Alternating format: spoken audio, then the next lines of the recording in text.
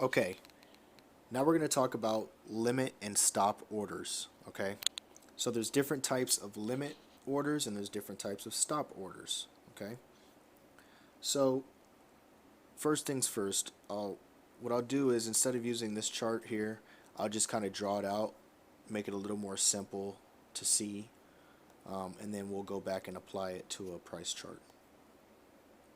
And I'll keep these terms up that we used from the position sizing lesson, just in case we need to use them again. Okay, so what I'm going to do is I'm just going to draw a line that represents price moving up.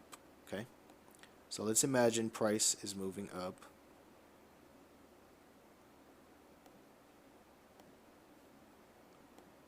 Okay, does something like this, right?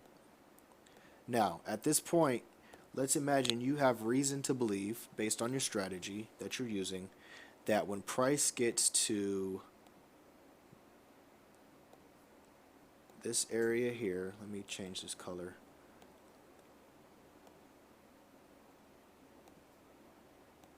Let's imagine you have reason to believe that when price gets to this area here, it's going to come up here and start falling.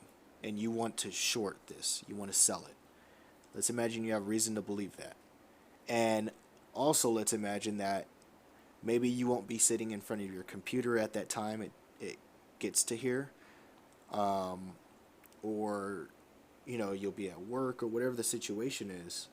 What can you do to ensure that you get a nice entry up here and you don't miss the move down if it happens, right? You can use what is called a limit order, right? So what a limit order is, every broker is a little different, but you figure out how to do it on your broker. You set a limit order at a predetermined price, right? So this price right here, let's imagine you wanted to set a limit order here and your stop loss up here, and we'll talk about stop losses again after this. So your limit, let's imagine you wanted to set a pending limit order to sell at this price, which is 1.1329, right? So you set a pending limit here.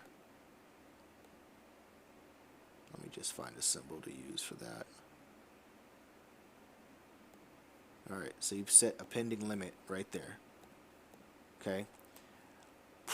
If price comes, what a limit order is basically saying is you're expecting price to come up to a certain point, being here, hit this point, you'll automatically enter the trade because it's a pending order, and then price is going to reverse from that point or somewhere near it and go down.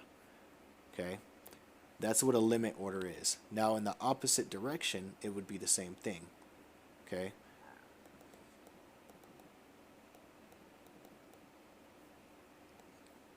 in the opposite direction, excuse me, I have hiccups. Alright, so in the opposite direction, let's imagine that price is moving up and you have reason to believe that price is going to continue down to here, this area, and then reverse and go up. Okay, so price is going down there. What would you do? You would set a pending limit order to buy somewhere around here at 1.1111, and if price gets down to this point, you will automatically enter a trade at that point.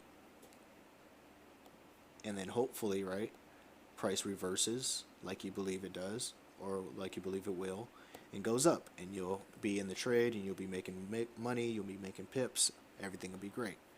That is how a limit order works. Okay, how does a stop order work? Now, as I mentioned before, a stop loss, we've talked about stop losses, and such. But what is a stop order? A stop order is basically similar to a stop loss, but instead of you setting it to where you think it's going to hit a point in reverse, a stop order is you believing that if it gets to a certain point, it's going to continue that same direction, and you don't want to miss that move. So let's imagine that price is moving up, or it's moving down here, and let's say here. Oops, wrong tool. Alright, so price is moving up,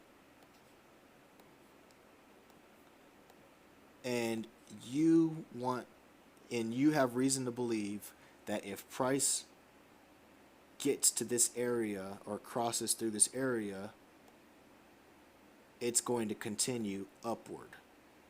You would put what's called a stop, a pending stop order for a buy, right? Not a limit order, because a limit order is you believing that it'll get to this point in reverse.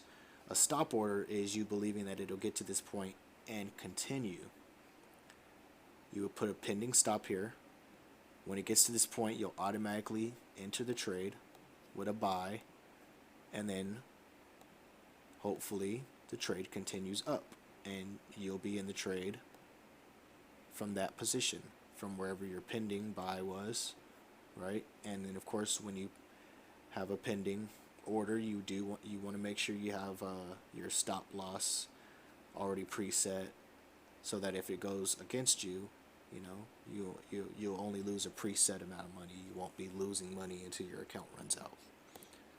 Okay, that's how a stop works, or a stop order, pending stop order. Now, the opposite direction is just the same. Let's imagine it's down here, and you have reason to believe that a price gets past this point, it's going to continue down. So you place a pending stop, let's say down here, pending stop order down here, and price starts moving, boom, hits that part, your order gets triggered, and you're in the trade. Let's imagine your stop loss, you put your stop loss here, and your take profit there. A take profit is just like a stop loss, but on the other side. A stop loss is, hey, if I'm in this trade and it gets up to this point, boom, I'll automatically exit the trade at a loss. A take profit is you saying, hey, if I enter the trade here and it goes to this point, you know, I've made a bunch of money, and I'll automatically exit the trade at this point, right? Because what you don't want to happen is for price to start going in your favor. You're up, you know, 50 pips, making money, and you don't exit the trade in time, and it starts to reverse on you, and then you let a winner turn into a loser. That sucks, because then it starts messing with your emotions, right? You were up 50 pips, right? Let's imagine you had one standard lot in 50 pips. I mean, that's 500 bucks. So you're in the money. You got 500 bucks. You know, your account is growing 500 bucks, you know, your order, right? But you don't actually make the money till you close the trade. So if your trade is still open, you're up 500 here, but let's say the market turns around and starts going, boom, now you're only up 250, boom, now you're up 0, boom, now you're down 500, boom. You just lost money when you know, an hour ago you were up 500, and now you just lost $500, right? That sucks. So a take profit is you saying, hey, if I enter here and price gets down to here, boom, I'm going to go ahead and just take my money out right there, right? Because price could come down here and then, hey, turn around on you. So that's stop loss and take profit and limit and stop orders.